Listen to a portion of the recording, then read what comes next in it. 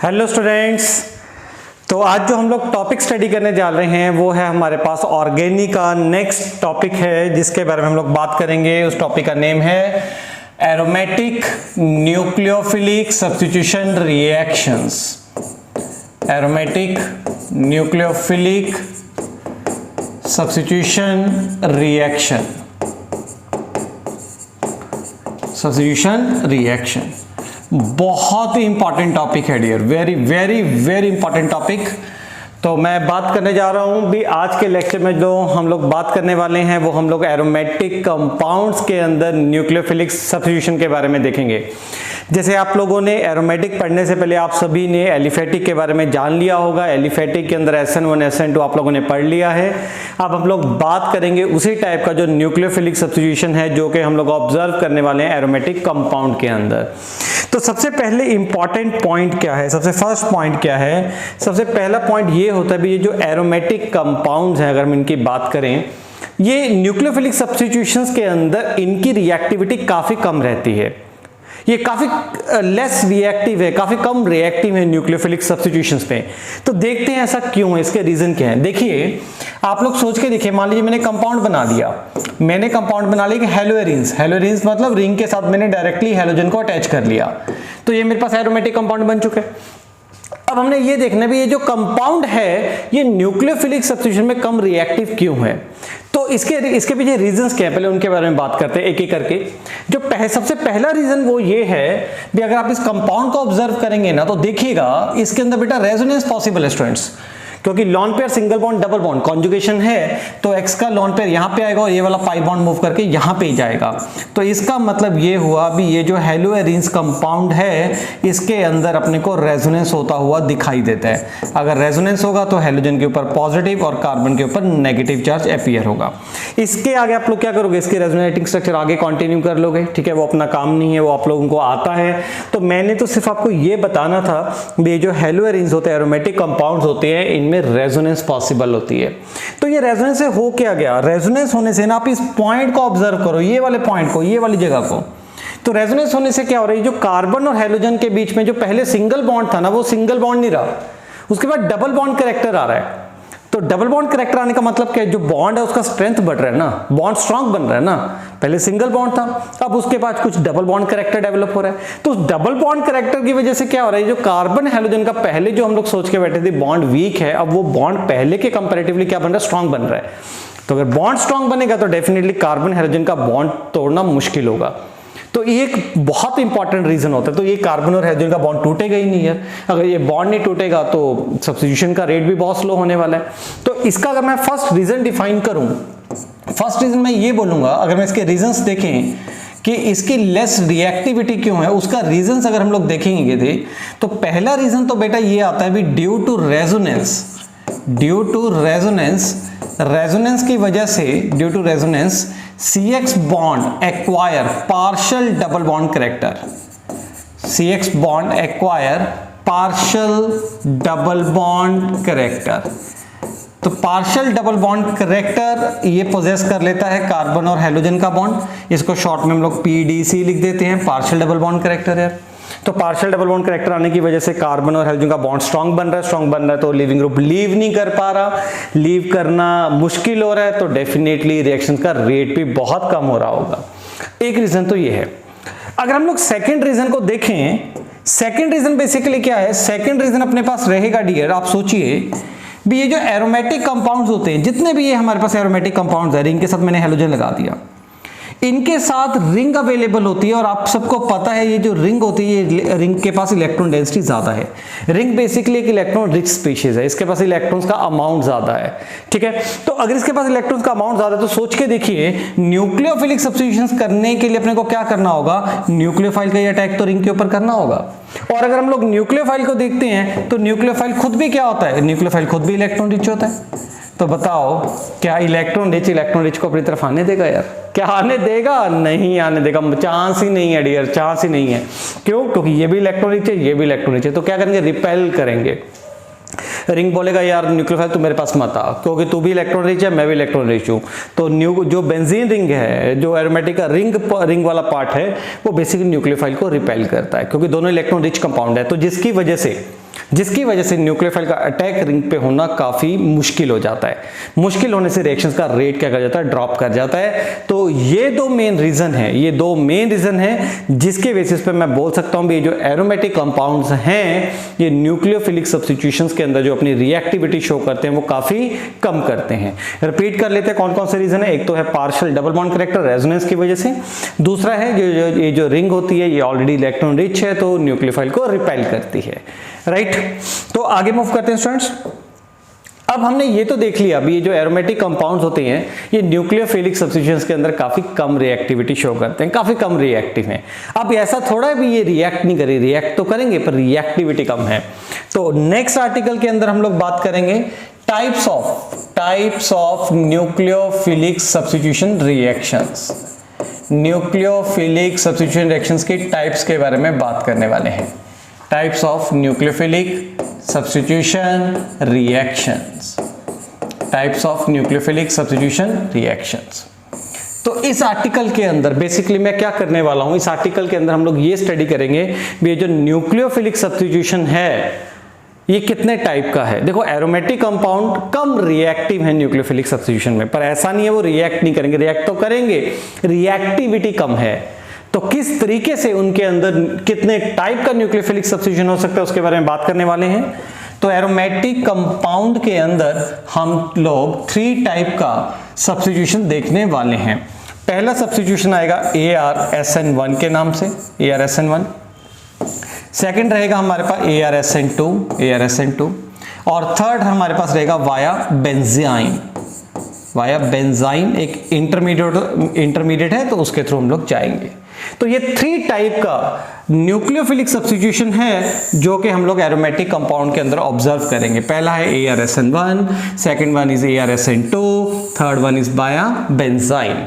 तो एक एक करके क्या करते हैं इन सब्स्टिट्यूशंस के बारे में बात करना स्टार्ट करते हैं। तो let's start the topic students. तो सबसे पहले बात करते हैं ArSN1 के बारे में। ArSN1 क्या होगा, AR का मतलब रहेगा एरोमेटिक, N का मतलब रहेगा न्यूक्लियोफिलिक, S रिप्रेजेंट कर रहा है सब्स्टिट्यूशन को, S रिप्रेजेंट सब्स्टिट्यूशन, और 1 का मतलब है यूनिमॉलिक्यूलर, राइट। तो चलिए, तो ये कंप्लीट नेम होता है ArSN1 का। तो ये ArSN1 का कंप्लीट जो नेम है वो है aromatic nucleophilic substitution unimolecular, right. Unimolecular का मतलब क्या है, जैसे आप लोगों ने SN1 SN2 के अंदर किया ही था भी, SN1 का मतलब यूनिमॉलिक्यूलर का मतलब क्या है, इसकी जो मॉलिक्युलरिटी होगी वो 1 होगी। तो चलिए इसके बारे में पढ़ना स्टार्ट करते हैं, इसके बारे में स्टडी करना स्टार्ट करते हैं। बहुत इंटरेस्टिंग है, मजेदार टॉपिक है।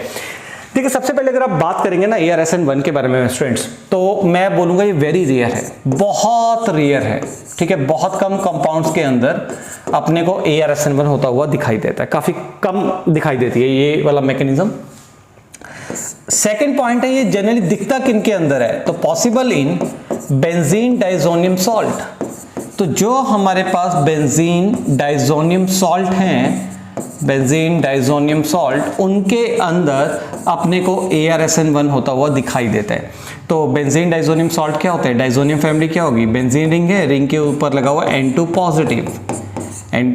पॉजिटिव, तो ये डाइजोनियम फैमिली होगी अपने पास। यहाँ पे साथ में लगा दिया X नेगेटिव, क्योंकि मॉलिक्यूल को न्यूट्रलाइज तो करना ही था हम लोगों ने, तो ये मेरे पास बन गया बेंजीन डाइजोनियम सॉल्ट। तो बेंजीन डाइजोनियम सॉल्ट के अंदर ArSN1 को हम लोग ऑब्जर्व करते हैं। तो देखते हैं इसके मैकेनिज्म के बारे में, ArSN1 में होता क्या है। बहुत ही इंटरेस्टिंग है, वेरी वेरी इंपॉर्टेंट, मजेदार चीज है। तो चलिए बात करते हैं इसके बारे में। तो सबसे पहले बात करेंगे इसके मैकेनिज्म के बारे में। मैकेनिज्म तो देखिए, अगर हम लोग ArSN1 को देखें डियर, तो ArSN1 जो है वो बेसिकली ना 2 स्टेप में होता है, 2 स्टेप में होता है। पहले वाले स्टेप के अंदर क्या होता है, अगर हम लोग स्टेप 1 की बात करें, स्टेप 1 में अगर बात करें, स्टेप 1 में क्या होगा, ये जो आपके पास डाइजोनियम है ना, ये जो रिंग के ऊपर जो N2 पॉजिटिव लगा हुआ है, आपको ये भी जानना होगा भी नाइट्रोजन के ऊपर पॉजिटिव क्यों आया, क्योंकि नाइट्रोजन ने 4 बॉन्ड्स का फॉर्मेशन किया हुआ है। तो नाइट्रोजन जब भी 4 बॉन्ड बनाता है तो पॉजिटिव चार्ज कैरी कर लेता है, तो नाइट्रोजन के ऊपर यहाँ पे पॉजिटिव चार्ज है। तो स्टेप 1 के अंदर क्या होगा, सबसे पहले क्या होने वाला है, सबसे पहले वाला जो स्टेप होता है वो रिवर्सिबल होता है, ठीक है। ये सबसे इंपॉर्टेंट है, ये बहुत इंपॉर्टेंट इंपॉर्टेंट पॉइंट है, इसको स्किप नहीं करना किसी ने। सोचेंगे सर रिवर्सिबल फिर क्या हुआ, नहीं, मैं आपको बताऊंगा इसका इंपॉर्टेंस कितना है। तो पहले वाला जो स्टेप है वो रिवर्सिबल है, ये रिएक्शंस का आरडीएस है और स्लो स्टेप है। तो क्या होता है पहले वाले स्टेप के अंदर, पहले वाले स्टेप के अंदर ये जो कार्बन और नाइट्रोजन में बॉन्ड बना होता है, तो ये वाला बॉन्ड टूट के नाइट्रोजन के पास चला जाता है। मतलब पहले वाले स्टेप में होता क्या है, यहाँ से लीविंग ग्रुप लीव कर जाता है। लीविंग ग्रुप कौन सा लीव करेगा यार, N2 लीव करने वाला है, यहाँ से N2 लीव करेगा। तो पहले वाले स्टेप के अंदर क्या होता है, लीविंग ग्रुप लीव करता है। लीविंग ग्रुप के लीव करने की वजह से कार्बन के ऊपर चार्ज आता है पॉजिटिव, और इस इंटरमीडिएट को हम लोग क्या बोल देते हैं, कार्बोकेटायन। तो इसका मतलब क्या हुआ, ARSN1 में जो पहले वाला स्टेप है उसमें सबसे पहले लीविंग ग्रुप लीव करेगा और हमारे पास कार्बोकेटाइन का फॉर्मेशन होता हुआ दिखाई देगा। यहां तक बात क्लियर है। अब स्टूडेंट्स इसमें ना एक बहुत इंपॉर्टेंट पॉइंट है, इसके बारे में बात करनी बहुत जरूरी है। आप देखिए ये जो कार्बोकेटाइन बन रहा है ना अपने पास, इसमें ये जो डबल बॉन्डेड वाले कार्बन के ऊपर पॉजिटिव है, डबल बॉन्डेड वाले कार्बन के ऊपर पॉजिटिव, और अपने को पता है भी डबल बॉन्डेड वाले कार्बन के ऊपर जो पॉजिटिव होता है वो अनस्टेबल होता है। ये ज्यादा स्टेबल कार्बोकेटाइन नहीं है यार। अगर ये अनस्टेबल कार्बोकेटाइन है तो स्टूडेंट्स को बनना भी नहीं चाहिए था, पर ये बना। इसके बनने का रीजन क्या है, अनस्टेबल होने के बावजूद ये बन रहा है, तो उसके बनने का मेन रीजन क्या है, ये N2 है, क्योंकि N2 एक वेरी गुड लिविंग ग्रुप होता है, बहुत ही अच्छा लिविंग ग्रुप है, बहुत अच्छा लिविंग ग्रुप है। तो अच्छा लिविंग ग्रुप होने की वजह से ये बेंजीन रिंग को छोड़कर टाटा बाय बाय करके निकल जाता है। चाहे निकलने के बाद जो इंटरमीडिएट बन रहा है वो अनस्टेबल बन रहा है। तो अनस्टेबल इंटरमीडिएट कब बनना, उसके पीछे जो मेन कहानी है वो किसकी है, वो N2 के अच्छे लिविंग ग्रुप के होने के कारण है। मतलब N2 इतना अच्छा लिविंग ग्रुप है भी बेंजीन को छोड़ के निकल जाता है। तो जिसकी वजह से अनस्टेबल कार्बोकेटाइन भी अपने पास बनता हुआ दिखाई देता है। ये था स्टेप 1 था। अब स्टेप 2 में क्या होता है, स्टेप 2 के अंदर अगर हम देखें क्या होगा, तो स्टेप 2 में डियर, स्टेप 2 में क्या होगा, स्टेप 2 में ये होने वाला, ये जो हमारे पास बेंजीन डाइजोनियम बना, जो रिंग के ऊपर था कार्बन, इसके ऊपर पॉजिटिव चार्ज था, ये जो कार्बोकेटाइन बना, ठीक है, बेंजीन डाइजोनियम से जो कार्बोकेटाइन बना, अब इसके ऊपर न्यूक्लियोफाइल का अटैक होगा, न्यूक्लियोफाइल अटैक करेगा। तो न्यूक्लियोफाइल कहाँ पे अटैक करेगा, जहाँ पे पॉजिटिव चार्ज है, यहाँ पे अटैक किया, तो बेंजीन रिंग के साथ डायरेक्टली क्या अटैच हो गया, न्यूक्लियोफाइल अटैच हो गया। और ये जो सेकंड वाला स्टेप है, ये रिएक्शन का कौन सा स्टेप है, फास्ट स्टेप है। तो ये हमारे पास रिएक्शन का मैकेनिज्म होता है। मतलब एरोमेटिक कंपाउंड्स के अंदर ये जो ARSN1 है, इसमें जो न्यूक्लियोफिलिक सब्स्टिट्यूशन हो रहा है वो बेसिकली 2 स्टेप में हो रहा है। तो पहले वाले स्टेप में क्या हो रहा है, कार्बोकेटाइन इंटरमीडिएट बन रहा है, और दूसरे वाले स्टेप में न्यूक्लियोफाइल का अटैक होता है पॉजिटिव चार्ज वाले कार्बन के ऊपर और फाइनल प्रोडक्ट बना देता है। तो देखिए पहले क्या ये न्यूक्लियोफिलिक सब्स्टिट्यूशन है या नहीं है, बिल्कुल है। कैसे पता लगा, यहाँ पे देखिए रिंग के साथ क्या लगा हुआ था, N2 ग्रुप लगा हुआ था, यहाँ पे रिंग के साथ क्या लग गया, न्यूक्लियोफाइल लग गया। तो N2 निकल के न्यूक्लियोफाइल लग रहा है यार, तो सब्स्टिट्यूशन तो हो रहा है, वो सब्स्टिट्यूशन कर भी कौन रहा है, न्यूक्लियोफाइल कर रहा है। तो इसका मतलब ये कौन सा रिएक्शन हो गया, न्यूक्लियोफिलिक सब्स्टिट्यूशन रिएक्शन हुआ। राइट, सबको ये क्लियर हो गया मैकेनिज्म में क्या हो रहा है। तो इस मैकेनिज्म बहुत ही इंपॉर्टेंट है, आप लोगों ने इसको ध्यान में रखना है। चलिए अब क्या करते हैं, ये जो हम लोगों ने मैकेनिज्म किया, इसके बारे में कुछ की पॉइंट्स देखते हैं जो भी हम लोगों ने ARSN1 किए। इसके अंदर अगर मैं की पॉइंट्स के बारे में बात करूं तो की पॉइंट क्या होंगे, पहला की पॉइंट तो ये होगा, इसके अंदर भी जो रिएक्शंस का जो रेट होगा ना, वो डायरेक्टली प्रोपोर्शनल होगा किसकी कंसंट्रेशन पे डिपेंड करने वाला है, डाइजोनियम की यार। इस रिएक्शंस का जो रेट होगा वो N2 पॉजिटिव की कंसंट्रेशन पे डिपेंड करेगा सिर्फ। क्यों, क्योंकि रेट किस पे डिपेंड करता होता है, जो रिएक्शन का RDS है, जो स्लो स्टेप है, उसकी रिएक्टेंट की कॉन्सेंट्रेशन पे डिपेंड करेगा ना। तो जब आप इस रिएक्शन का मैकेनिज्म देखते हो यार, सोच के देखो इसका मैकेनिज्म देखो, तो अगर आप मैकेनिज्म देखते हो तो ये RDS है रिएक्शंस का, तो इसमें रिएक्टेंट कौन सा है, ओनली बेंजीन डाइजोनियम है। तो इसका मतलब इस रिएक्शंस का जो रेट है वो सिर्फ डाइजोनियम की कॉन्सेंट्रेशंस पे डिपेंड करने वाला है, और डाइजोनियम की कॉन्सेंट्रेशन की पावर कितने पे, 1 पे। तो इसका मतलब इस रिएक्शंस के बारे में अगर हम लोग बात करें, इस रिएक्शंस का ऑर्डर क्या होगा, तो डेफिनेटली रिएक्शंस का ऑर्डर 1 होगा, और इसकी अगर मॉलिक्यूलैरिटी की बात करें तो इस रिएक्शंस की मॉलिक्यूलैरिटी भी 1 होगी। तो ऑर्डर भी 1 है, मॉलिक्यूलैरिटी भी 1 है, जिसकी वजह से इस रिएक्शंस को हम लोग बोलते हैं यूनिमॉलिक्यूलर रिएक्शंस। पहला पॉइंट ये क्लियर हुआ। अब सेकेंड पॉइंट सोचिए, सेकेंड पॉइंट में ये है स्टूडेंट्स, अगर हम लोग ध्यान से देखें, इसके अंदर जो इंटरमीडिएट अपने को बनता हुआ दिखाई देता है, इसके अंदर जो इंटरमीडिएट बनता है वो क्या बनता है, कार्बोकेटाइन बनेगा। और कार्बोकेटाइन कौन सा स्टेप में बन रहा है, RDS में बन रहा है, स्लो स्टेप के अंदर ही बन रहा है अपने पास यार। तो रिएक्शंस का रेट तो जो भी स्लो स्टेप में हो रहा होता है उस पर सभी पे डिपेंड करता है। तो क्या मैं यहां से ये कह सकता हूं, बहुत आसानी से कह सकता हूं भी जो रिएक्शन का जो रेट होगा वो डायरेक्टली प्रोपोर्शनल होगा स्टेबिलिटी ऑफ कार्बोकेटाइन के, स्टेबिलिटी ऑफ कार्बोकेटाइन। क्योंकि आरडीएस के अंदर क्या बन रहा है, कार्बोकेटाइन इंटरमीडिएट बन रहा है, और जो इंटरमीडिएट बन रहा होता है उसी पे रिएक्शन का रेट क्या करेगा, डिपेंड करेगा। तो जितना इंटरमीडिएट ज़्यादा स्टेबल होगा उतना रिएक्शन का रेट फास्ट होगा। तो बोल सकता हूँ रिएक्शन का रेट कार्बोकेटाइन की स्टेबिलिटी के डायरेक्टली प्रोपोर्शनल होता हुआ अपने को दिखाई देगा।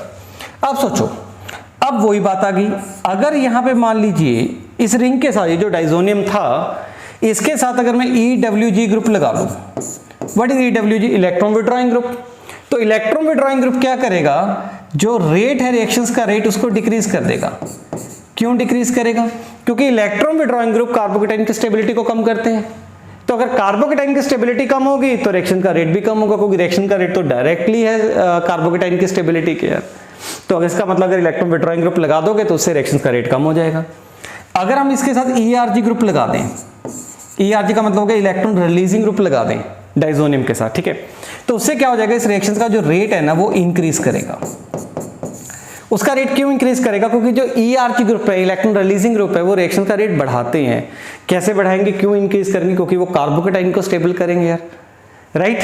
तो ये बहुत इंपॉर्टेंट पॉइंट है। इलेक्ट्रॉन विड्रॉइंग ग्रुप AR-F7 के रेट को कम करने वाले हैं, क्योंकि कार्बोकेटाइन की स्टेबिलिटी को कम कर देंगे, और इलेक्ट्रॉन रिलीजिंग ग्रुप क्या करेंगे, रिएक्शंस के रेट को इंक्रीज करेंगे, क्योंकि कार्बोकेटाइन की स्टेबिलिटी को इंक्रीज करेंगे। राइट डियर, यहां तक पॉइंट क्लियर हुआ। ये सबसे इंपॉर्टेंट पॉइंट था, सेकंड पॉइंट। चलिए, तो ये कुछ की पॉइंट्स मैंने लिख दिए इसके बारे में जो कि अपने को पता होने चाहिए, राइट। अब थर्ड जो पॉइंट आता है वो सबसे खतरनाक चीज है, सबसे खतरनाक, सबसे इंपॉर्टेंट और मजेदार चीज है यार। वो चीज है एविडेंस। एविडेंस किस चीज का एविडेंस, एविडेंस का मतलब सबूत। हम लोग कोई CID थोड़ा कर रहे हैं, हम क्या CID में जो हम लोग एविडेंस थे, अरे एविडेंस देना पड़ेगा यार। हमने किस चीज का एविडेंस देना, हमने इस चीज का एविडेंस देना भी, ये जो रिएक्शंस था, ये रिएक्शन रियलिटी में इसी मैकेनिज्म के थ्रू होके जा रहा था, कार्बोकेटाइन बन रहा था। इसका एविडेंस क्या है, ऐसा तो नहीं अभी रिएक्शन किसी और तरीके से जा रहा है, हम लोग इसको पढ़ रहे हैं, क्या ये सच में ऐसा मैकेनिज्म पॉसिबल है या नहीं है। तो जब ऐसा क्वेश्चन दिमाग में आता है तो आंसर तो देना बनता है। तो इसका एविडेंस देखिए, इस मैकेनिज्म का क्या सबूत है, भी रिएक्शन इसी मैकेनिज्म के थ्रू होकर निकलता है। एक्चुअली इसका अगर हम लोग देखें डियर, होता क्या है, मैंने क्या किया, एक रिएक्शन वेसल लिया। देखो मैं रिएक्शंस कर रहा था, रिएक्शन में मैंने क्या किया, डाइजोनियम लिया, N2 पॉजिटिव लिया, ठीक है, N2 पॉजिटिव। मैं इसको ना ओपन करके लिख देता हूं ताकि अपने को समझ आ जाए। मैंने क्या किया, यहाँ पे डाइजोनियम लिया, डाइजोनियम में मैंने क्या लिया, रिंग के साथ ये डाइजोनियम मैंने ले लिया, ठीक है। मैंने इसके साथ एक गेम लगा दी, एक खेल खेला। क्या खेल खेला, एक नाइट्रोजन को आइसोटॉपिक बना दिया। मतलब ये वाला नाइट्रोजन मैंने 15 वाला ले लिया और ये वाला नाइट्रोजन 14 वाला है। 14 15 का इसका मास नंबर है यार। एक नाइट्रोजन तो वो लिया जिसका मास नंबर 14 है और एक नाइट्रोजन वो ले लिया जिसका मास नंबर 15 है। मैं इसका रिएक्शंस कर रहा था, मैंने इसके अंदर न्यूक्लियोफिलिक सब्स्टिट्यूशन करना स्टार्ट किया। तो इसके अंदर मैंने क्या डाला, न्यूक्लियोफाइल को डाला, न्यूक्लियोफाइल डाला, इसका रिएक्शंस कर रहा था। इसका रिएक्शन किया तो प्रोडक्ट बना, डेफिनेटली प्रोडक्ट तो बनता ही था। क्या था, N2 निकल जाएगा और उसकी जगह पे क्या लग जाएगा, न्यूक्लियोफाइल लग जाएगा यार। ये रिएक्शन हो रही है अपने पास, बिल्कुल हो रही है। मैंने क्या किया, आफ्टर सम टाइम ना, कुछ थोड़ी देर बाद रिएक्शन को ऑब्जर्व किया। जब रिएक्शन को ऑब्जर्व किया, रिएक्शन वेसल को जब मैंने ऑब्जर्व किया, जिस कंटेनर के अंदर मैं रिएक्शंस को कर रहा था, तो मैं तो ये सोच रहा था भी अगर मैं कुछ टाइम बाद उस रिएक्शन वेसल की कॉम्पोजिशन को एनालाइज करूंगा तो उसके अंदर एक तो ये मेरे को मिलना चाहिए स्टार्टिंग रिएक्टेंट जो कुछ बच गया होगा, और मेरे को ये वाला प्रोडक्ट मिलना चाहिए जो बन गया होगा। हैरानी वाली स्टूडेंट यहां पे बात हुई, ये रिएक्टेंट के साथ साथ इसके और ये प्रोडक्ट के साथ साथ उस रिएक्शन वेसल के अंदर मेरे को ये वाला कंपाउंड भी रिकवर हुआ। देखिए ध्यान से, ये वाला कंपाउंड मेरे को रिकवर हुआ। कौन से वाला, 15 वाला। ये पॉइंट है, ये सबसे खतरनाक पॉइंट है, इस पे बारे में बात करेंगे। ये वाला रिएक्शन वेसल के अंदर हमें रिकवर किया, हमने इसको, ये रिकवर हुआ। सर ये रिकवर हुआ, फिर क्या हो गया, रिकवरी तो हुआ, क्या हो गया? अरे नहीं, सोचो, लगाओ दिमाग।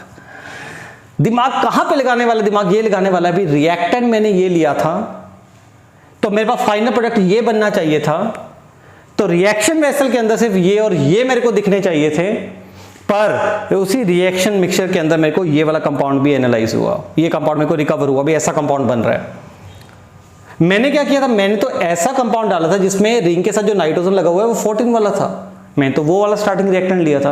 पर मेरे को रिएक्शन वेसल के अंदर क्या मिल रहा है, भी जो 15 वाला नाइट्रोजन है वो रिंग के साथ लगा हुआ है, ये मेरे को रिकवर हुआ। और इसका रिकवर होना ही अपना ये एविडेंस है भी ये रिएक्शन कार्बोकेटाइन के थ्रू गया।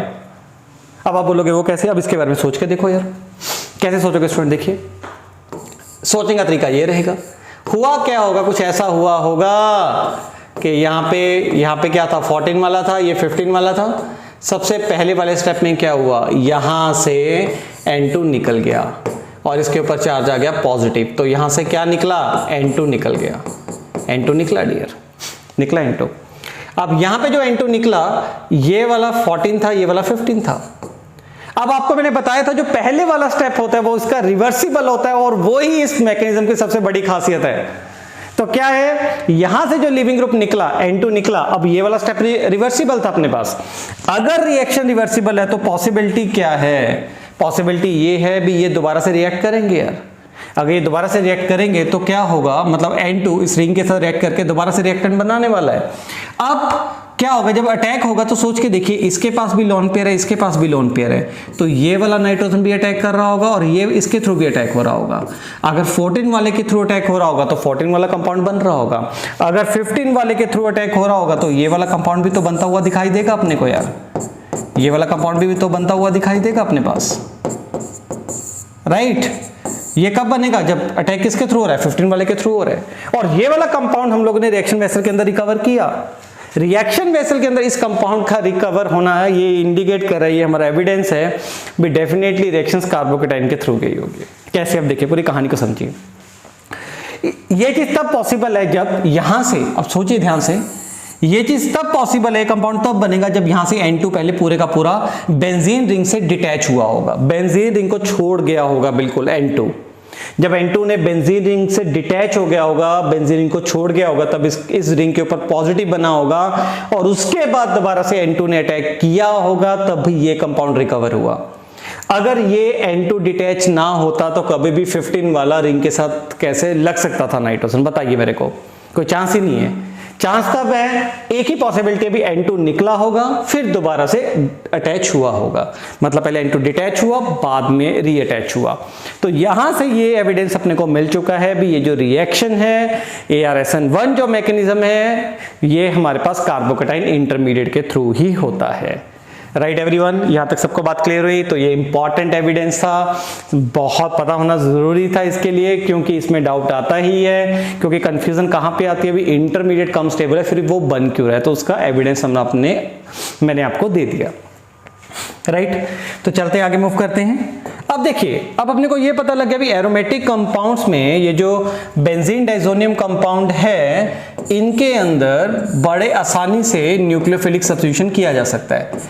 तो कुछ एग्जांपल्स के बारे में बात कर लेते हैं, यहाँ पे कुछ एग्जांपल्स के बारे में बात कर लेते हैं भी इनके प्रोडक्ट्स हम लोगों ने कैसे बनाने हैं। अगर डाइजोनियम की रिएक्शन आती है तो कैसे प्रोडक्ट बनाएंगे।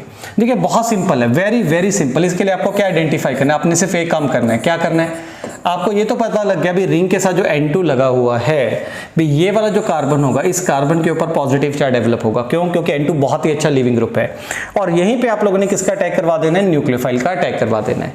तो मतलब जिसके साथ आप लोग रिएक्ट करोगे उसमें से आपको न्यूक्लियोफाइल को आइडेंटिफाई करना है और न्यूक्लियोफाइल को क्या करोगे, जहां पे X2 लगा हुआ था उस X2 को निकाल के वहां पे किसको अटैच कर दीजिए, न्यूक्लियोफाइल को अटैच कर दीजिए। ऐसी प्रोडक्ट बनाएंगे यार।